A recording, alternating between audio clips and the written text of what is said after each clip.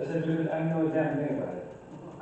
And I'm going to learn, and I wrote a book chapter for that. So it's, you really, you learn a lot when you do that. And you become disciplined because you have deadlines and so on. Researchers are disciplined. You do get visibility in audience engagement. You know, you put someone from Chile or from somewhere around the world sends you a text and says, I'm really liking your book.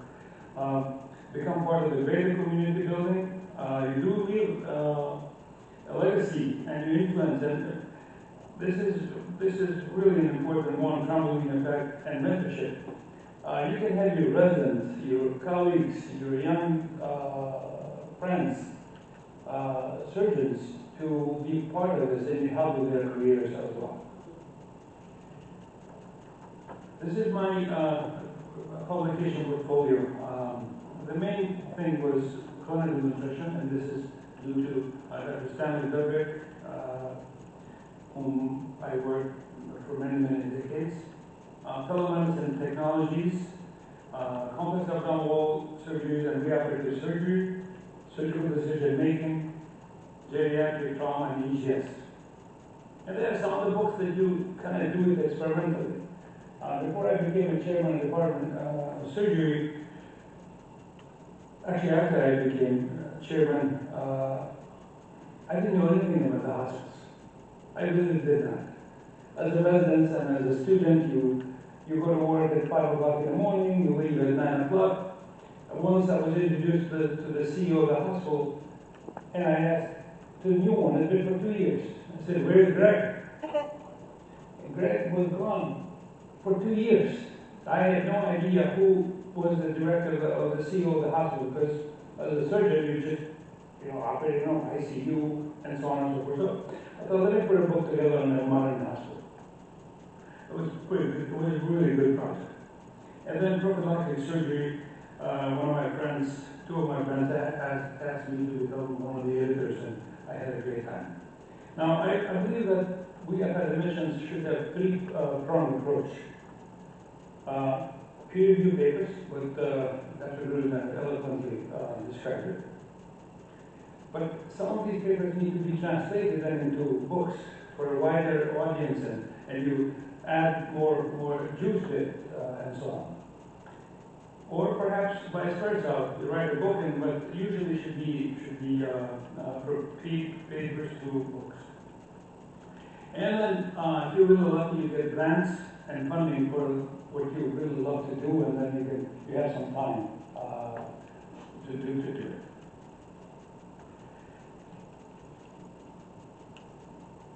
And I'm sorry, I just wanted to go back and translate. A lot of people have great labs, but they're so busy trying to put those papers at the highest impact factor now. I totally agree with Dr. Gruden that yes, it's important, but just publish it. Maybe, or you said a database. We analyzed 8 million patients on NIS. That should become a book. We wrote 40 papers on that topic. That should be really just how delaying the operation, it's killed the patients. So we should use everything that we have around us. These are my 5 rules. Use it, build it, find it, keep it, and enjoy the being, the moment you are. So use the moment in your career and life overall, and write about it. Build upon the legacy of your teachers and mentors. You need to carry the torch. There's a school of Dr. Duggar, or Dr. Grusner, or others. The students should build on that. I think when we forget our teachers, we should not exist. But find your own niche and expand and define your own academic and clinical personality. You build on that, but you have to find, you cannot stay on the shadow of your professors all your life. You need to get out of that, just like anything else spun out. And keep building the portfolio, and do not be afraid to tag on big things. Just 1993, I can still tell you that my English is pretty poor, but I took on editing the book on amino acids in cancer and critical care. Because we were doing amino acids all day long work, I said, let's do this. And being known nationally and internationally may not mean much. You have to be the best known and liked at your institution. If you are not good at your institution, I promise you, you will be unhappy. They don't give a damn that I gave a talk today. If I killed the patient 3 days ago in the operating room, someone would be writing my papers to leave. So build on the legacy of your mentor, carry it towards your community school. Write about your mentors. I used the opportunity to put this chapter on one of the books, Surgical Decision Making, the second edition, by Dr. Dudrick, Stanley J. Dudrick, The Life of a Giant in Surgery and Surgical Decision to Transition to a New Role or No Role at All. He wrote an amazing book chapter, How to Quit, or When to Quit. When to quit operating in surgery. And we, Christopher and I agreed that we can publish the same chapter again because it's really classic now. So it's amazing. So talk about it. Let me take you through my short journey. I said because of Dr. Dudrick, I got a few books on nutrition, surgical nutrition. You can see it number 1 until number 5. I am still, I need one more. I need to put together the new nutrition support book now because I think it's way due. And unfortunately, our students, our residents, don't know anything about nutrition. I don't know, maybe you're a resident, a student, but in New York, in Arizona, or wherever I go, I ask the residents, how much protein should I take? The basic stuff. They don't know. They don't know any of the amino acids. They all pass the damn exam in biochemistry. So I think we should do. Build on the legacy of your mentors. Again, these are two of my mentors. Dr. Reynolds much more than Dr. Satava, but Dr. Richard Satava, I think I saw a picture of him in one of the slides from you, Siva. And as the chief president, I would, when you get exhausted from being up all night or all day and operating, and we would go to his office for an inspiration, and he would show us a video of the cockroach going into the battlefield with the cameras. We thought Dr. Satava was crazy. Actually, I did not. I always loved the guy. But everything that he had predicted is happening in technology. He wrote a robotic book on surgery, robotic surgery, when I didn't know how to spell the word robot. So it's really awesome thing. And because of that, he introduced me to telemedicine. And I was going to a meeting on telemedicine in Toulouse, France, with a guy who was a big editor. And I told Chuck, I said, Chuck, I'm going to write a book on telemedicine. Mind you, I'd never been to a meeting. Maybe I read 1 or 2 papers. He said, why are you going to write a book on that? Because I didn't find one. I looked up and I couldn't find one. So now, our latest book on telemedicine was just published during COVID. So find your own niche, expand and define further your own academic clinical personality. And this is really not entirely my niche either, because Dr. Dudrick used to do reoperative surgery, and I was a fellow with him for a few years. And I got into these complex abdominal defects, first and second edition, and now we're putting one together, the third one, which will be a solo author. I'm making progress, Christopher.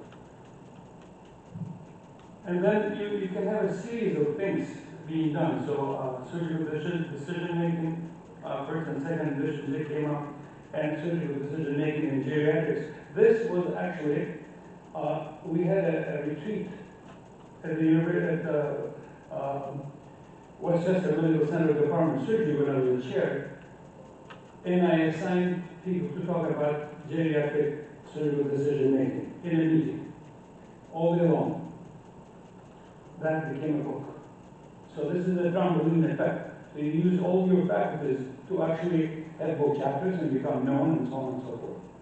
So and then you keep working with other people. Again, the theme. So you have a geriatric theme, and you do emergency general surgery geriatrics, and this is the book on what I just talked about. This is the modern hospital book. The other one is Technological Advance in Surgery, Trauma, and Critical Care that Reiner wrote an awesome chapter about being the chairman of surgery in the new era, and called it, it's the loneliest place in the hospital, is the office of the chairman of surgery. And when I became a chairman myself, I said, damn, he was right. No one comes to your office to thank you for anything that you do. They come just to complain. And, once you're addicted, you're addicted. You like my colors, Chris? So these are the 3 books that we're working on. Complex abnormal defects, reoperative surgery. This is going to be a huge book. It's with Dr. Klegian and Dr. Ferreras, who are editing it. And this one, transforming global surgical care through digitalization and rebuilding infrastructure for the countries. Maybe we should use robots in this world. What do you think? Okay. And I use the moment in life. I had to do, as Steve mentioned, I slipped mentally and I became a minister of health. Right? But it was actually most amazing fellowship, I said to a friend of mine, and he said, no, it was not fellowship. It was internship. So, I did an internship in politics. I'm putting together a book, and I'm hoping this will be done in 2027. It's amazing, actually. How many of you know how many doctors signed the Declaration of Independence of the United States? 4. 4 of them. And 2 of them actually wrote the Constitution, helped them with the Constitution. So I think it's a good thing to do. Why we don't publish? Well, it takes time. And we kind of focus on technical writing, audience and purpose, specialization, perception, and branding, and so on and so forth. I'm not going to go through all of this. But Dr. Grusin said, if it's not documented and if it's not been published, we'll never done it. So if you want to do it, I see some young people here. Dr. Ron Merrill and I did an experiment with telemedicine with 64K bandwidth, phone line. He was in Ecuador, I was in New York, and he was showing me the groin on a scope with a camera. And my obligation was to identify all the structures correctly. And it was 100% correct. So he was very happy. He was playing what is this and what is this, and I thought it was nothing, but the only thing we had to stop, surgeons talk, because if they talk too much, the traffic would be jammed so they couldn't hear me or that I couldn't see them. And then Dr. Merrill comes to me and says, I want you to publish. So what do you think we publish? Let's publish this paper. Case presentation. Dr. Douglas TPM was a case presentation.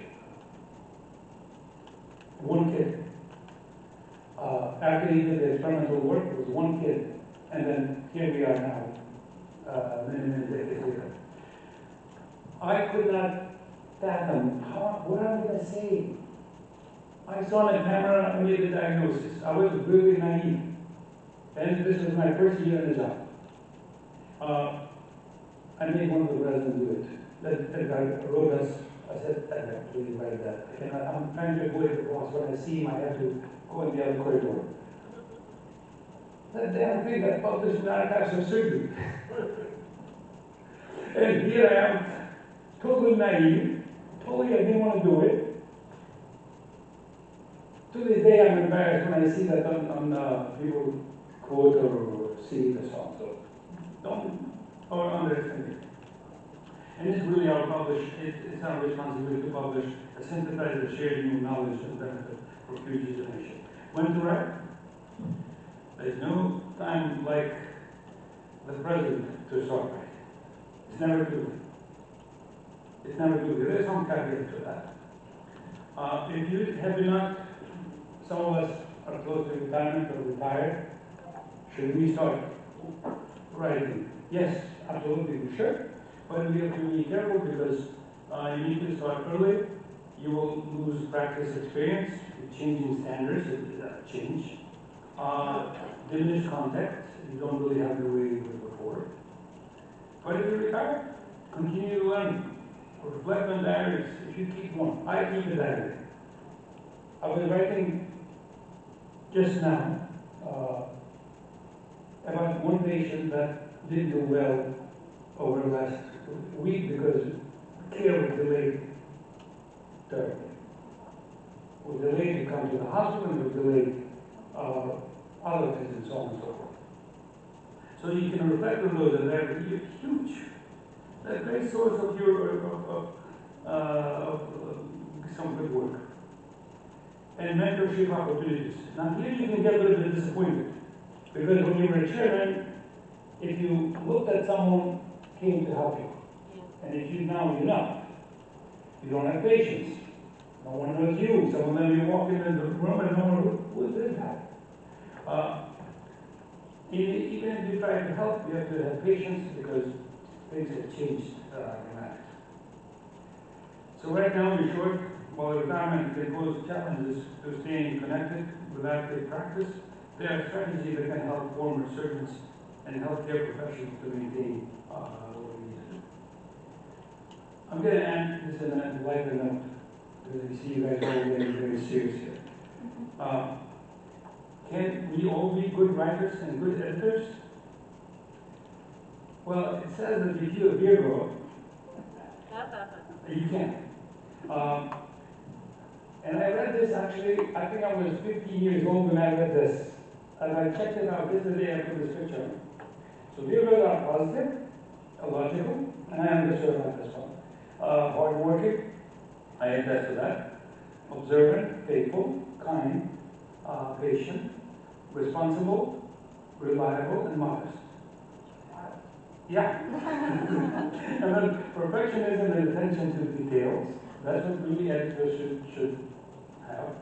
Analytical mind, practical and systematic, good at problem solving, excellent communicators, not as good of the writers.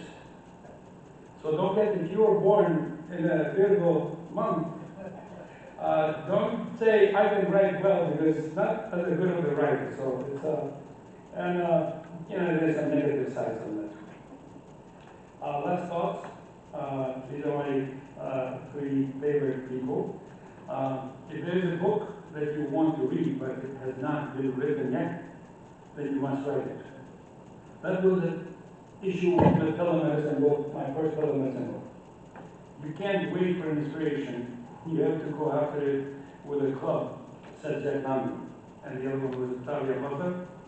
And a writer is someone from whom writing is more difficult than it is for other people. Because the writer knows how difficult it is to write. It is not, oh yeah, he just writes books, but it's really difficult, and this is Thomas Mann. And I thank you for your attention.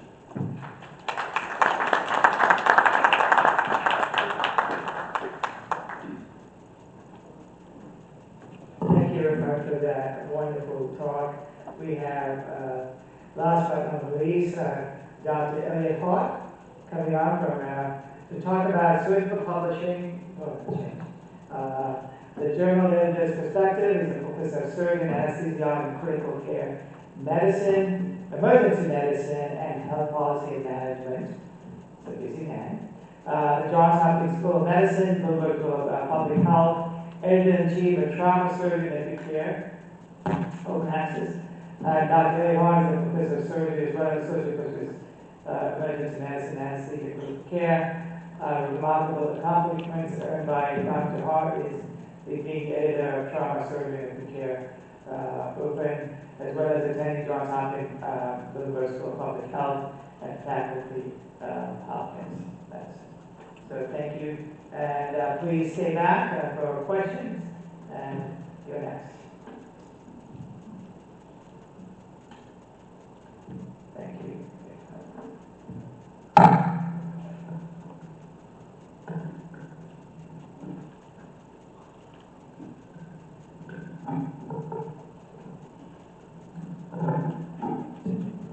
Wonderful work by our IT people. Thank you. Yeah, for medical students, yeah. Multi-talented medical students.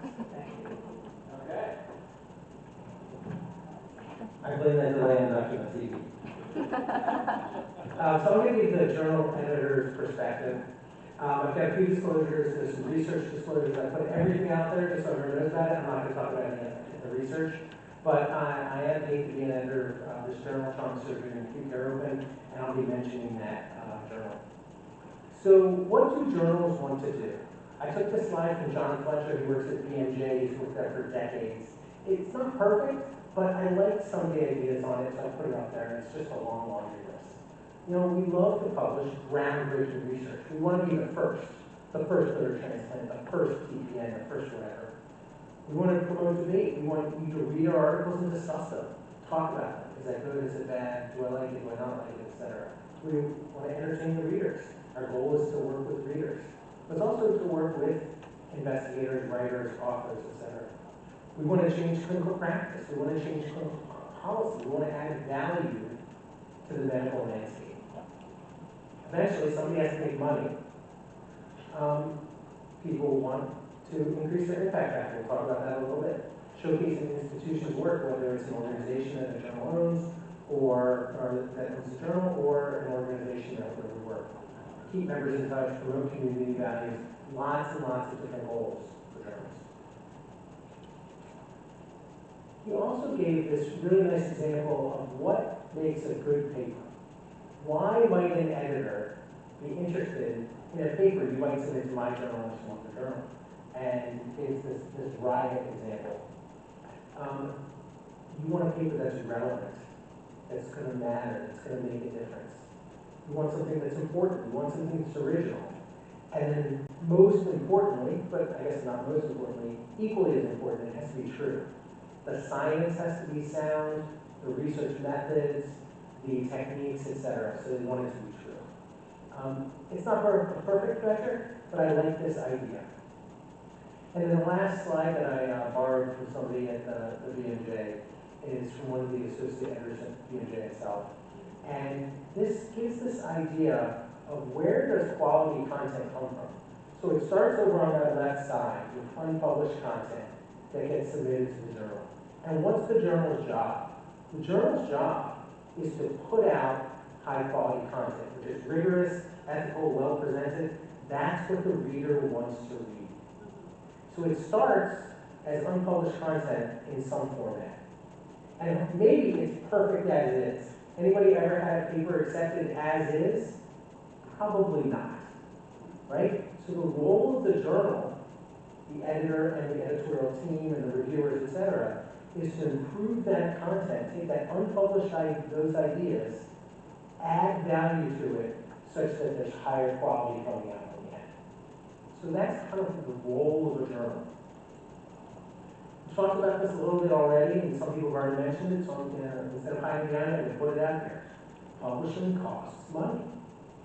Someone has to pay for it. It's not free. So the traditional journal publishing model that was around, when I was a trainee, was it was free to publish, right? The only cost was stamps, right? And that was online, so there wasn't even a stamp. Access is restricted on the reader side, so the readers needed to have a subscription or to pay, or to get the journal in paper, or to go to their library. The readers paid. That was kind of the standard traditional way. Over the past few decades, and we've heard a lot about it now, even today, it has switched. And it's not switched entirely. It's switched maybe about a third of papers now published with an access in journals. It depends on exactly what you're talking about, but ballpark. And that is moving more and more towards this open access idea. So the idea behind open access is the journals, mine included, charge authors an article processing charge. The authors pay, and then the content in that journal is free for anybody to read anytime, anywhere, no paywall. So in that case, it's the authors who are paying. And I don't know what the right answer is.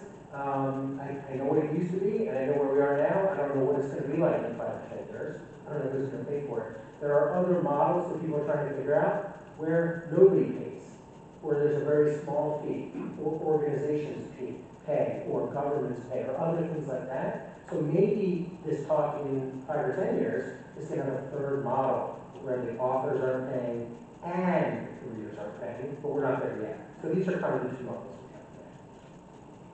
So I'm going to tell you a little bit about my journal, so you can kind of get the feel of what it's like to be an editor.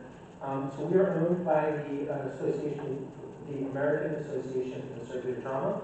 So we are kind of the preeminent US-based trauma organization in the country. Been around for nearly 100 years.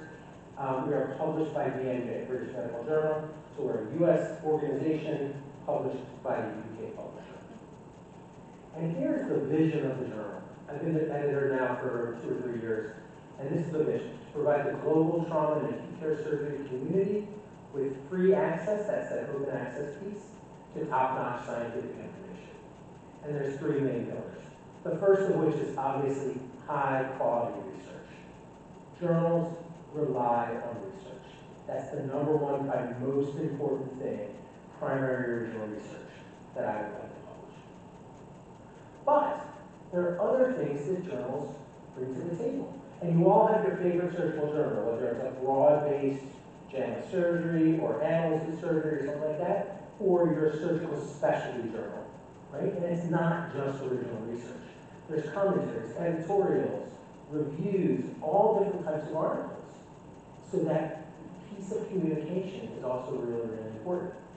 And it's a tough time to be talking about DEI, but I think everything we do, and I put this on the journal slide, and I leave it there, at least for now, until I'm forced to change it, with this lens of diversity, equity, and inclusion. Because the more voices you can hear, whether it's from around the globe, male, female, race, et cetera, that makes the journal better.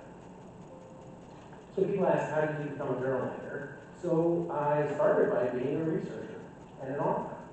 And I wrote a few papers as a resident, a few more as a fellow, and then got on faculty and wrote more and more papers. So first things first, if you're going to do original research, be a good author. Then start by helping us as a peer reviewer.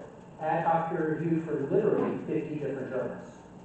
How did I do it the first time? My fellowship director at the time when I was a trauma fellow said, hey, I'm doing this paper with you to help me and learn how to do it. It's a great way to do it. We heard a lot about mentoring.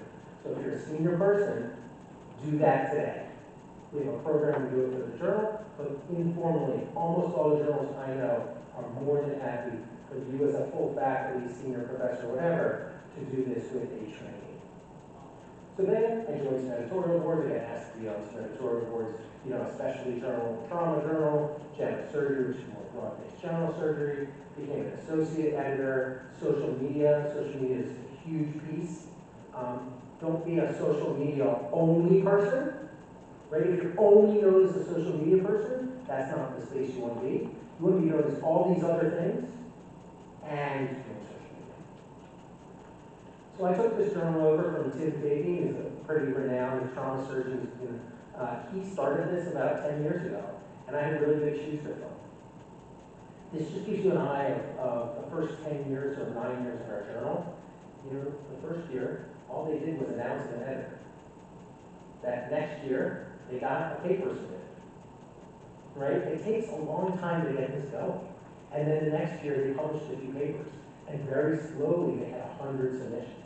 It took 2 years to get 100 submissions. Now we get 100 submissions in a quarter. Okay? Much, much faster. Slowly, we got 1,000 submissions. Then we published 1,000 papers, et cetera, et cetera, et cetera. So the time frame, and these journals are now There's many more journals than there used to be. And I've been in surgery 30 years. I've been doing this for 50 years. But it used to be, when we saw the list, I think we put up the list of the important surgical journals, and there were 4. Now there's dozens and dozens and dozens. So I thought I'd talk a little bit about some of the inner workings of the journal, things you might not think about or might not know about. Some of them we've already heard a little bit about. I mentioned a few of these. Metrics matter. As a journal editor, the people who employ me, my organization, says, let's look at the metrics. What are they? Page views, downloads, impact factor, all metric scores. If you don't know what some of those are, I'll go over them. And then I'm going to talk a little bit about the importance of social media in a few more topics. So we look at this literally every month.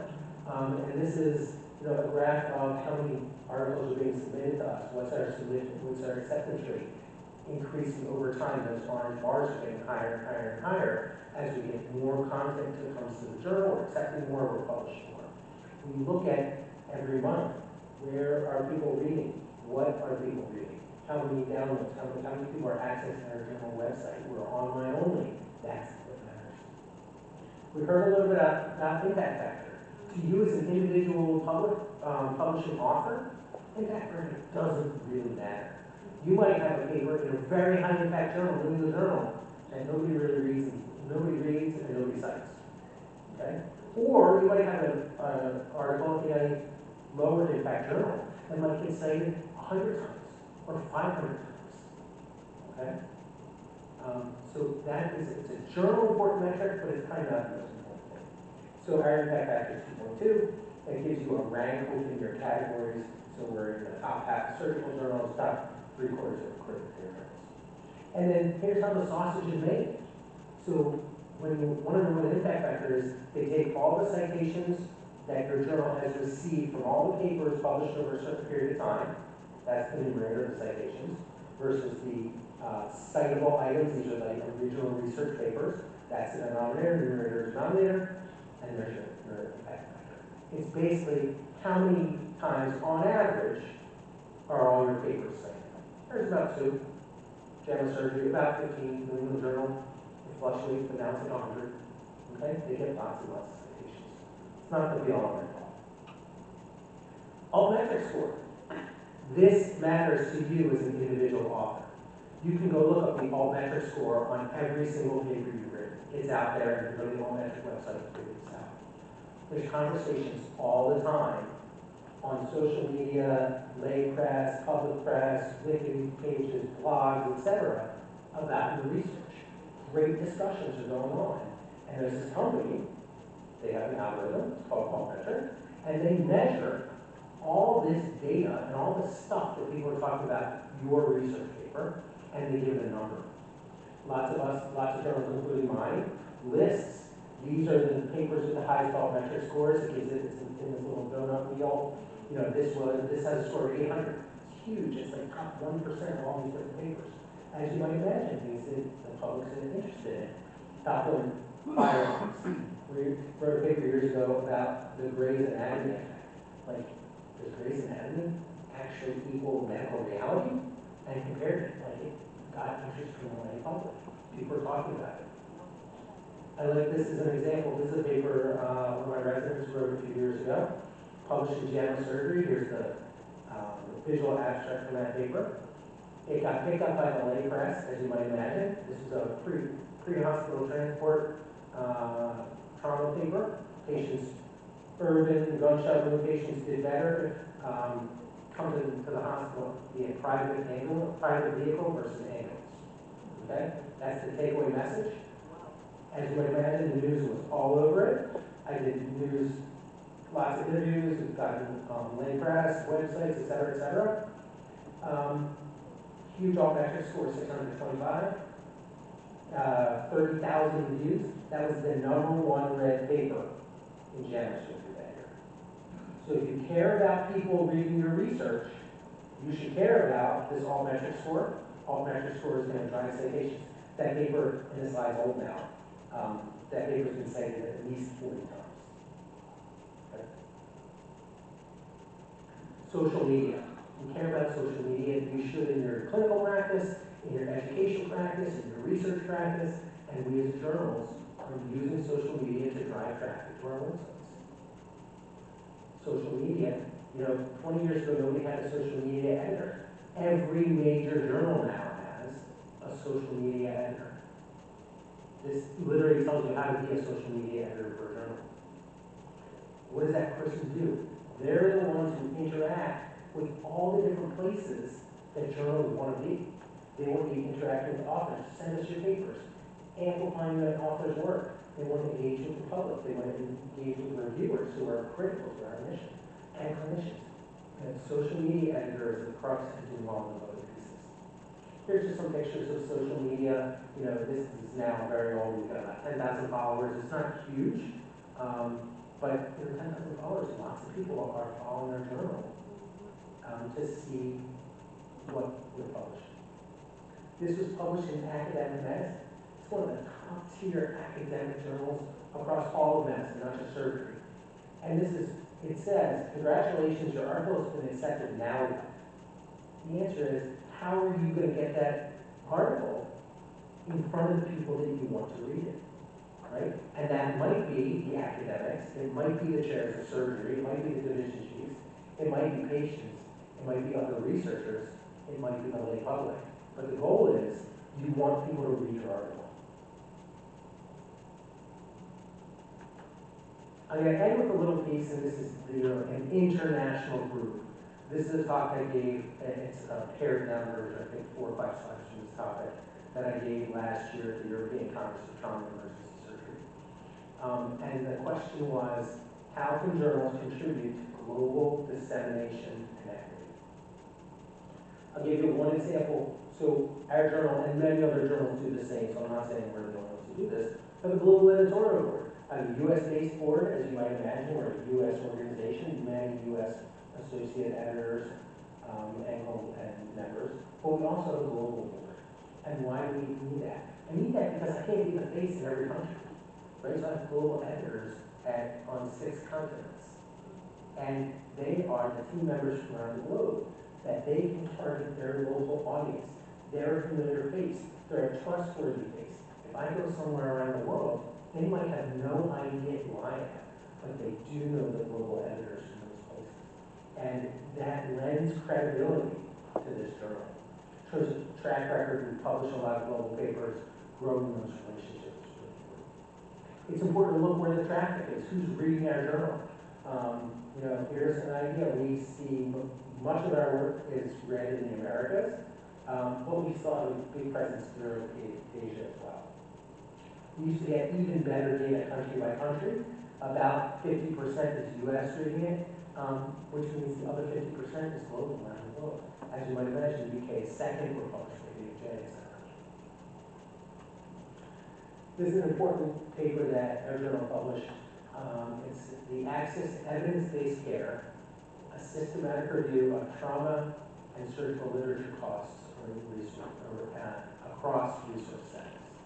And this group basically went out and looked at journals publishing in the surgical and trauma space to see how much it costs where, how much it costs to publish, how much it costs to read, etc. So this is the quote from the end of this article that says, for authors outside of high-income countries, the costs put them in the position of choosing to publish in a journal.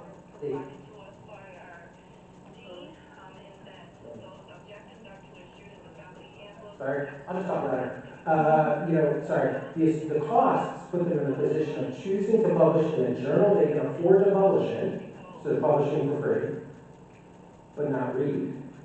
Their peers don't have access to it. Or when they can afford to read open access, but they can't afford to publish it. It's a really tough place for authors to be. So I invited a commentary from 2 authors from Africa, and I'll let you read the whole thing. But it's a push from them. These are academic surgeons, trauma surgeons in Africa, that academic publishers have a huge amount of money, and it's the time right now that they should use that money for equitable access to journals for researchers and clinicians from places they can't necessarily afford it. And I'll close with this piece. You know, and this is from me and my 2 associate editors, or deputy editors for Global. One is US based, one is based in Europe. And we wrote that we think it's our moral and ethical duty to address these disparities. We're happy to say that BMJ, which publishes us, has now made a significant investment and abolished these article processing charges for 125 countries that are in RA and B. And then, so here's this list. So if you work in one of these countries, or you have authors that are collaborators in one of these countries and they want to write a research paper, they can publish for free, not just in my journal, but in any of the BMJ journals. Okay? So you can, even if they can't afford to publish it, so now they can publish it for free, and then it's read, open access for free anywhere you want. Just to be clear, I'll make a list. BMJ controls it, it changes every year, etc. But this is what the list looks like. You can go to the My Journal website and look at it. I'm going to close with this, another slide I stole with credit to Professor O'Sullivan. Professor O'Sullivan is the new chair of the BMJ Ethics Committee, and this is BMJ for a whole suite of journals. BMJ publishes about 70 journals. And it's really important to think of us as editors as ethical stewards. It's a tough time in medicine, in case people have to recall from news. And we are the custodians of scientific integrity. And we need to be the ones to do the right thing and stand up and say the right things. Trust is important, and hopefully the public still trusts us as academic publishers, journal editors, authors, and scientists. So with that, I'm going to close. If you're interested more specifically in anything about the journal, here's the journal's website. You can use the QR code, it goes right to the journal. You can scan it off my button. It's here. I wanted a big button, that's all I got. And my email is up there if you've got questions as well. And I'll be around and happy to talk. Thanks.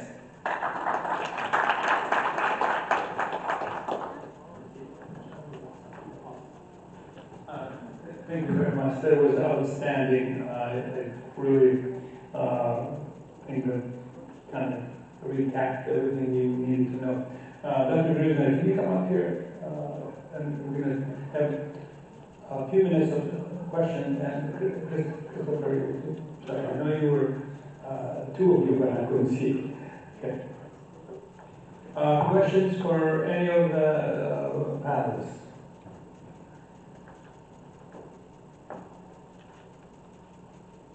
Well, let me start.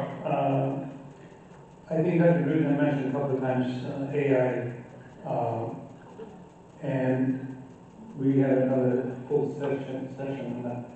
No, let's see if you fine. I'm telling you, so don't worry, please sit down. And I'm going to start with the height. What are we going to do when you get the paper from Professor people who does not speak English, and you get a paper in perfect shape? There were some words that you can tell was not actually human. So I will tell you, artificial intelligence is the biggest discussion I have with every single editor, every single meeting, everywhere I go. So last week I was in London with all the editors from all the BMJ journals, and there's a whole discussion on artificial intelligence. How should we use it as editors? What should we allow authors to use it for, etc. And I think, and BMJ now has a standard approach and a standard methodology and a standard recommendation. So you can go to the BMJ website and read theirs. Many other publishers are doing the same. I think in general the answer is no, artificial intelligence cannot be a co-author on your paper. Humans have to take full credit for all the work. And then the question is, well, what can they help with? We've been having spell checker for decades. Nobody's complaining about that. So now is it okay to have them help with a little bit of like minor? Or you had a fellow or a resident write the paper initially and you fix it. Right. I mean, we've always edited it. So the question is it okay to have you write a draft as a human and then an artificial intelligence tweak it? Is that okay? I don't know. Can artificial intelligence, can you say please write a 2,000 word manuscript on this topic? And there's the first rough draft. I don't think so. But where are we going? It's a really, really important question. There's also a group called the Surgical Journal Editors Group. And we've got 250 journal editors from around the world. We meet at the college service meeting every year, and we went virtually throughout the year. And that was the big discussion point of what are we going to do. The world is changing. AI, it is very hard to stay ahead of it, and I don't think we even know what to do. Okay, Christopher, as a publisher, in a minute or so, you guys must be terrified. Was the book written by Wikipedia or was it written by his sidekick called AI? Because I cannot afford the fellow anymore. My husband doesn't want to pay for fellow. Yeah, our experience has been almost exactly the same as yours. Just trying to stay on top of it. Just moves faster than discussions can go. I know Springer, from the top down, has been trying to codify some sort of general rules. And they're, again, very similar to what you're describing, where we are very, very wary, very nervous, and pretty much including having AI write chapters in books, like ours. But we can accept the use of AI in sort of honing or tweaking or spell checking and things like that. As long as it is then noted in the chapter in the article that AI was used in the preparation of this for it. That's what the Annals of Surgery is doing right now. We are in the process of revising the paper. We presented at European Association of Surgery, Surgical Association, and said, just if you use AI, tell us what did you use it for. We need to know. So this disclaimer is Siva, you have issues with AI. Yes, so I was asking a question about AI, and there is this confabulation with AI. It's sort of white lies, it thinks. So, and you don't know whether it's true or not, but it sounds pretty true when you read it. And they even quote papers, but they don't exist. So, how often are you checking the references compared to use AI to give you this confabulation? And that's actually one of the things that J&J is actually looking at right now is, can they use AI to check for some of these things? We already run, so this shouldn't be a surprise, and it's hopefully not a problem for anybody in the room. Your paper already gets run through a plagiarism checker. So it already gets run through something that says, oh, I found this whole paragraph in this other paper by someone, whether it's self-plagiarism, my last paper on the topic, or whether it's some other unrelated person. It's already run through that piece. So the idea is also to look, can they check the references? I mean, that seems like really tedious work that, you keep talking about these fellows, these magical fellows who do all this work. Like maybe instead of having the magical fellows do it, artificial intelligence can say, hey, here's the title. Is it really in PubMed? Is it really in this journal? Like, it's easy if it's a PubMed journal than when you do these other pieces. But that would be a great thing to try to help us check those things that are, I don't want to say menial, like the hard work and grunt working, someone's got to check 50 references. It's really hard to do. Yeah, and Dr. Gruden, and then you. Just 1 second. So the discussion reminds me a little bit about what I said before. Once you have progress in the field, there to stay. You can damn it, flaw it, but it's there. So AI is here to say it will get better. We'll get better to a point that people figure out that it can't be checked anymore whether it was AI generated. Now here's a caveat. What AI cannot give you is originality. AI can write a checker, if it should. Obviously, it takes time to do that, and it's very repetitive. AI can do that. Can do meta-analyses, after thousands of patients, for example, together. But it cannot reproduce your research, basic science research or clinical research, the patient that you have. Now, if you have great research, and AI, at least from what we know now, writes the conclusions, and I've tried that. AI has no clue what it's looking for in the original context of the research. So I think what is very important for publishers and journals to realize is, yes, you have to, like with AI, it's always around. You have to accept it for chapters, for overviews, for reviews, all that. But I think what it ultimately leads to is that original work, original articles, is the best interest written by the author because of conclusions. Because he can come up with great results, and the AI just makes it horrible. It looks like a fool. And everyone in the field will realize, hold a second, I mean, this is a great study, but the conclusion that he has, I mean, they just don't have that. So I think you have to develop, as it is always with complex issues, you have to develop your algorithms. And the algorithm can be construed in such a way that yes, I mean, the AI may always be a step ahead of you or just a step behind you, but it will always follow you in one way or another. You have to accept it. But the originality, unless it's all fraudulent and it's fake research, understanding that will be the difficult thing to determine. But original scientific work is still something that is hard to get the AI really meaningful involved in. So again, we'll see where all that is going, but and I don't see it. Very many people actually think the AI is bad. The AI is bad. Well, it's not. Otherwise, it would not be around. You know, I mean, as it's publishing, it's the next evolution of our thinking. I mean, AI did not come on its own. You know, I mean, there's a master and a servant. What we have to be what we have to understand is that we stay ahead, we are the masters, and the AI does not take over. That is the key. So originality is what really distinguishes us from what AI can do, and I think there have to be algorithms within the journals, within the... We need to ask AI to create algorithms, how to discover AI. Well, you know, I mean, I may be helpful in that regard, but in the end, I mean, garbage in, garbage out. Let me just, before I give you a word, just one thing. My younger daughter, she's a pre-med student.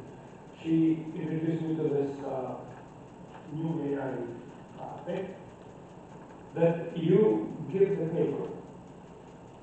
And I gave him a Cochrane's article on perforated culture. And created a podcast. Right there on the spot, within a minute or two, and two people are discussing perforated belly. You swear to God that there is two human beings talking about it. Okay, awesome. No, I'll tell you. So we discussed, like I said, AI at the Surgical Journal Editors Group, and I was the one. Each publisher had one representative, and I took the BMJ. All the information about AI on the whole BMJ website, the whole article all about it, and summarize it. And I asked AI to make me 8 slides that summarize the whole topic, and it was 98% amazing. It had one factual error, so you needed to human check it, but it saved me like a ton of work. And it was very clear that everyone, hey, just so you know, I AI this with ChatGPT, and it was super cool. That's correct. Thank you. Well, introduce yourself, please, just for the screen. You get closer to the microphone. Hi everyone, Divya Kivirmani, Assistant Professor of Research at Rutgers Robert Wood Johnson. And just to give context, I'm also a beta tester for ChatGPT Pro and MedGemini. Now, one thing is, a year ago, ChatGPT made up fake references, but the deep research will give you the link to the paper right there, so there are no more fake references. And as you start to build things as editors and editors-in-chief, how do you recognize whether it was written by AI or whether it was written by human? Because there is no application that can actually tell you that. So how do you give credit to AI? And I mean, everybody would say that they wrote it, even when AI wrote it. So how do you differentiate? I think, that the AI companies will tell you, oh, why don't you buy my new software that can AI detect if some other AI wrote it? I think, now they're trying to sell you both of those pieces. So that's one piece, I mean, say facetiously.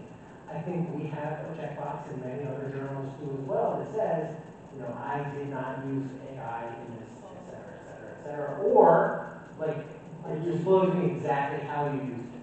I wrote the first draft and I had it help me, et cetera. It's hard to tell. I think the long gone are the days where it makes obvious mistakes and leads into things like, I don't really know what to write here, you should double check it. All right. I've been, sorry, That's great.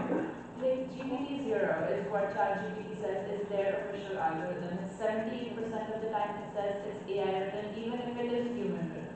And then the other thing is if you have ChatGPT write it, and then you go to 2 different AI platforms to fix it and then fix it, it becomes almost human. So like, there are several ways you could actually bypass the system. So I guess the point here is that we might need a better check system on how to identify whether it's human or AI. In the end, is it important? Is it relevant? How did we get there? I'm not really sure. But I think the important question is going to be, it's still going to need humans to decide this is worthy publication, this is worthy dissemination. And Okay. 2 more questions. Yours, and then see if I have one more. Hi, my name is Dr. Azuma. Very great topic. OBGYN. I work at Morehouse. We will not use that against you, so that's okay. No, that's okay. So my first point of question is, does your value as an auto decrease if you use AI? The analogy was when Google started, people were like not comfortable searching through Google or even using Google Scholar. And one of you just mentioned how valuable Google Scholar is. So maybe for the younger generation, AI is like the new Google. So my question again is, does the value of your paper, or does it devalue your paper if you said, I use AI to like finalize it, to make it more aesthetically pleasing, especially for those that English might not be their first language or they didn't grow up with a father like Dr. Latifi. Of all my daughters, I have 4. The one that is a journalist, she's my favorite. But please don't tell them the rest of them, okay? Let's see. no, it's a hard question of like, does it matter in the end? I don't know. Are you devalued? No, I think medicine has changed in all of our careers. It used to be, it was all memory, right? And now memory is like a tiny small part. I mean, trauma acute care surgery, you have to memorize things. But many other pieces of medicine, you can go look it up in a book, you can look it up online, you can look it up to date. Like all those other pieces, now it's how to synthesize knowledge, not just how to remember knowledge. See the last question. I have a question related to young people here. You guys, showed how your mentors helped you. You guys answered this, most of you said that. But you also said, write about what you do and what you're interested about. So you have some students here, they may not have mentors, but they're afraid to talk to them. They have ideas. How do you sort of take that first step to get somewhere, to get published? That is really a tough one, but it's a very easy one. Every one of us in this room, and everyone that is in a hospital, if you approach them and you say, I really would like to ask you for help, they will help you. I believe, at least I think they will do that. So just talk to us, and we are mentorship is one of the things that we are obligated to do as this organization. I know that alcohol level is very low for some people. Oh, I'm sorry.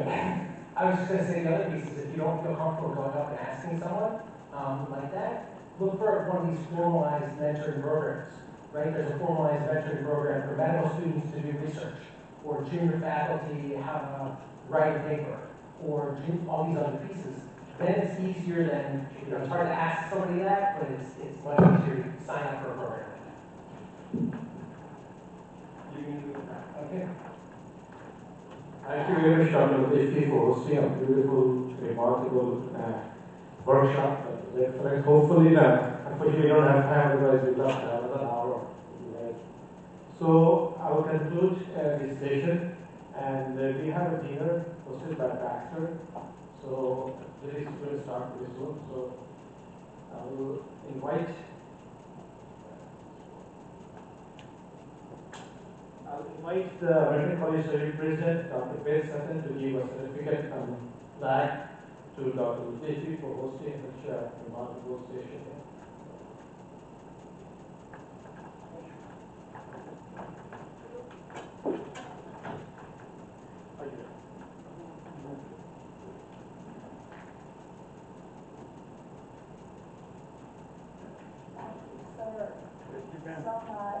Thank you so much.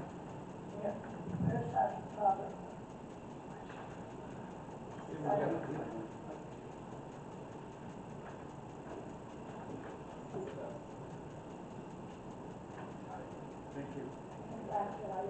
Thank you very much.